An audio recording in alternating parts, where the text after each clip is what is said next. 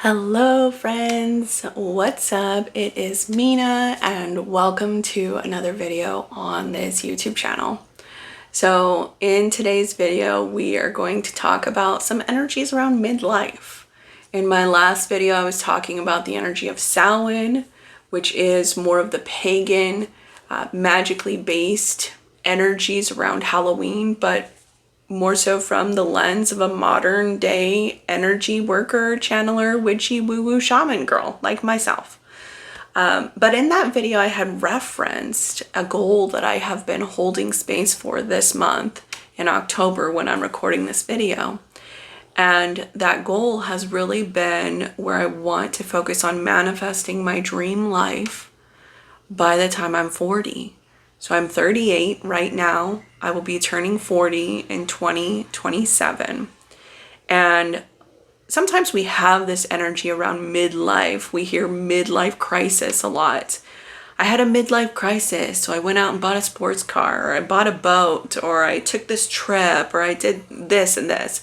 Usually the midlife crisis is some external from our being expenditure that we do as a way to satisfy this impending doom or dread that we have of the energy of decline. And I really try to practice and I strive and aim towards the consistent practice of busyness and age being states of mind and not necessarily something that I am trapped by. I'm not a victim to. You know, there have been so many stories of people that have had their best body of their lives in their older years of their 70s or 80s, you know, or accomplishing a new skill or goal and manifesting or acquiring, you know, a great job or having their highest income ever. So some of these stories, even though they may be the outliers, so to speak, they are sources of inspiration and they do give us a compass towards what is possible for any of us were we to choose to accept those things for our lives. In my life, I have often chosen the road less traveled, especially in my adult years. I've just been somebody who is not interested in settling. I'm not interested in having a relationship that isn't fulfilling and I'm not happy with just to have somebody in the bed next to me. I'm not interested in staying at a job that's not aligned for me or one that, you know, I'm not happy at just because I'm already there. You know, I have broken out of the mold many times to pursue what peace and bliss and success and fulfillment and growth looks like for my life. And I have stumbled along the way a lot. I have made tons of mistakes. But, you know, when I look at my life, I've been in a stage of regrowth for just about 2 years now when I moved into this house that I'm living in now. And when I moved into this house, I had almost no furniture, no possessions. And so, you know, instead of trying to put anything on credit, which has been a failed effort in the past, you know, my goal was find a job that I align with well. So that way my side passions don't become my shackles because I'm trying to make ends meet with them. So finding a good job and then slowly rebuilding. And so I'm in a nice space now where the basics of my safety and security, the basics of root chakra energy, almost safety, security, shelter are secure. And so when I think about my 40s, I really want to look at my life on my 40th birthday and be like, this is my dream life.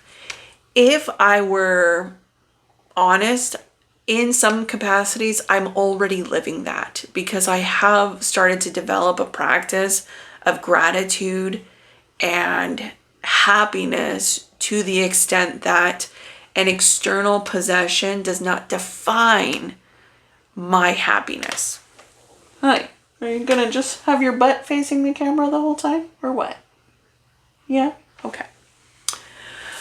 So this is what this looks like so far because I really just started it. It starts with what is and what I want to be. So the other day I took some time to journal about the different aspects of my life, the different categories of my life, my home, my relationship, my health and well-being, physically, mentally, emotionally, spiritually. So lots of internal work. What does this look like? My finances, so my financial goals, relationships.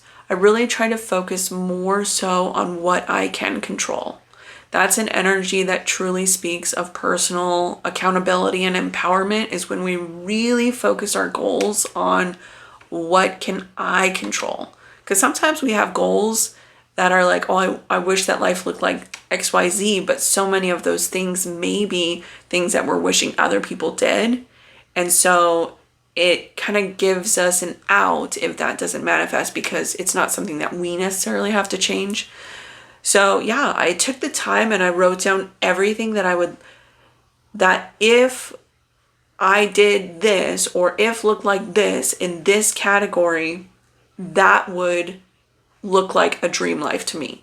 So for example, one of my financial goals, being a single parent and just by myself in my own space without roommates or anyone contributing to rent and the bills, my next goal is to break a 6-figure income, especially here in the US. And I really can't speak to other countries, but luckily, intentionally, I live in an area that is a little bit cheaper to live for the cost of living. So I have a beautiful home from the 1800s. It's like a 4-story place. Definitely a work in progress. Lots of upgrades and stuff need to go into this home to make it my dream home. But, that would be one of my goals. Not the home being perfect, but the breaking 6 figures is a goal. Losing some weight is a goal. Being healthier with maybe cutting down on my coffee, cutting down on the vaping, some of those things would be a physical goal. Being out of debt would be a financial goal. Having the house fully furnished or having certain projects done outside would be a goal. So I just wrote down everything that, were it to be accomplished, I would feel like my dream life, that I'm living my dream life. And then I did this next step that I feel is the most important step for this goal to be actually realized. What I did was I calculated from right now to my birthday on my 40th year, how many quarters of the year are in that time. And what I found out is that there are 7 quarters within those years time frame between now and my 40th birthday. And then I looked at my list again. And I looked at these 30 items, these 30 different things that, if they were accomplished, my dream life would be too. And I went through that list again and I chose one primary and one secondary goal to work on for each quarter. Now, all I did was I did a highlighter for primaries times 7, since we have 7 quarters, and a highlighter for secondary goals times 7 quarters. And so for this quarter, I just looked at those highlighted lists and I said, okay, which primary goal and which secondary goal do I want to work on this quarter? For your life, this could look totally different. But for me, if the project seems too big and seems too fantastical, too out of reach, I'm not going to accomplish it. It's going to be this big scary monster that stands in the corner of my mind and stresses me out and makes me revert back to habits that I'm trying to break as part of this goal. So finding the balance between a healthy pace and movement while also being very realistic about what capacity financially, and with the effort and the time do I have towards a goal like this, right? So that was kind of that first step in manifesting my dream life. You know, when we talk about manifestation, sometimes it can be very much land of the woo, but I think that we're in a beautiful day and age in 2025 where a lot of conversation is starting to mix with the magic of the thing and the science of the thing. You know, we have people like Dr. Joe Dispenza that's doing a lot of this great work to blend these worlds together. But the conversation in my life is always mixing the two. I actually revert more towards what I can physically do in the physical world, tangible reality, towards manifesting a goal more than I do like, you know, doing any kind of incantation or dream board or anything like that. But everything that we do is like an egg in the basket. So they all count, but you need to have a blending of both for it to manifest in the reality, as far as how I practice. So next step would be tracking that. So there has to be, for me, it needs to be in my face. I have been starting a habit tracker and then putting my notebook away since summer this year. I started doing it again, and when I go to the next month, my habit tracker is empty because certain things have to be in my face. So what I did this October is I put my habit tracker on my makeup vanity, so it's in my face every day and I can easily track what I did that day because it's in my face. So it's, some of these things is just part of getting to know yourself and understanding, like, if it's out of sight, it's out of mind. For me, how can I set better reminders that I will actually follow through with versus just hitting snooze and then moving on? And so next step for this would be Q1, we have our goal. Then it needs to be like a weekly check-in on that goal, or bi-weekly if some of those goals are based around finances. So one of my goals this quarter is to finish the fence that's around my property. I just started a fence this summer and only a little space of it's done. It's going to be like $3,000 project, which is actually pretty inexpensive for a fence, but it's just kind of like a very, very basic ass fence that I'm putting. It's more a symbol than a fortress, if that makes sense. So that's one of my goals. It's a financial goal. This first quarter, or this first paycheck of this quarter, well, this is the second paycheck, but anyway, I had just put this together this week. So tracking this would most likely look like a bi-weekly thing, or it could look like a weekly thing, because my primary goal for this quarter is something that I have to pay for financially. But my secondary goal for this quarter is something that is more research-based. I really want to focus on my skincare routine and my scalp health.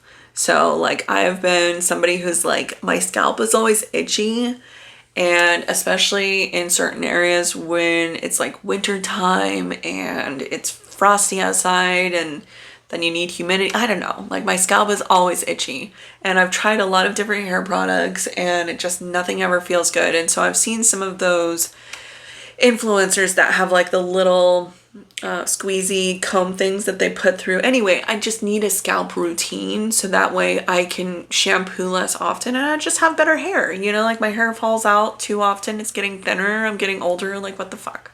So I thought that was a kind of a good idea too. So my primary goal was more financial based. My secondary goal for this quarter will require some money to get it put together, but it's more so research based. So that's kind of a good idea too, because it's one thing that I can work, you know, I can work on the secondary goal in between paydays for the primary goal. And then some of my goals actually are ones that would extend for multiple quarters. So some of those things have to be fine-tuned as well. What does that look like in the span of the quarter? So this is just step one of what it looks like to manifest my dream life by the time I'm 40.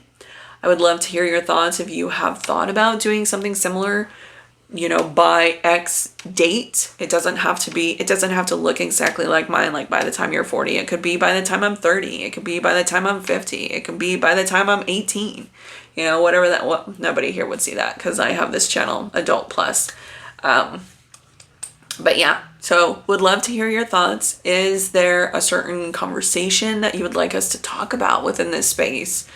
You know, have you done certain things and how did you start? Did you have certain roadblocks or hiccups with it? Did you give yourself certain rewards like, oh, here's a sweet treat, or, you know, here's like this fun reward if you accomplish that goal for the quarter? Because it's a personal quest. So really all the parts are reliant on myself or yourself were you to do something similar. So it's like, what does accountability look like? What does planning look like? What does follow through look like? And is there a sweet treat at the end? You know, or what's like the celebration of it besides on my 40th birthday just being like, hell yeah, I did it. You know, because the thing is it's all about the journey. Once you get to the finish line, you have that moment of like, but then it's like, what now? You know, and then you got to plan the next thing. So, you know, the goals will always continue, and hopefully we can learn and experience and fine tune and have a grand adventure along the way. And that's really what it's all about. And that's why I do what I do, because I want it to be all of those things. So share any of your thoughts down in that comment section below. I would love to hear anything that you want to share. If you enjoy conversations like this, then don't forget to like this video and subscribe to this channel so that way you can stay up to date with future videos as they come out. Thank you so much for being here. Stay wild and spooky, but most of all, stay magical. This is Mina, and I will see you next time. Until then, take care.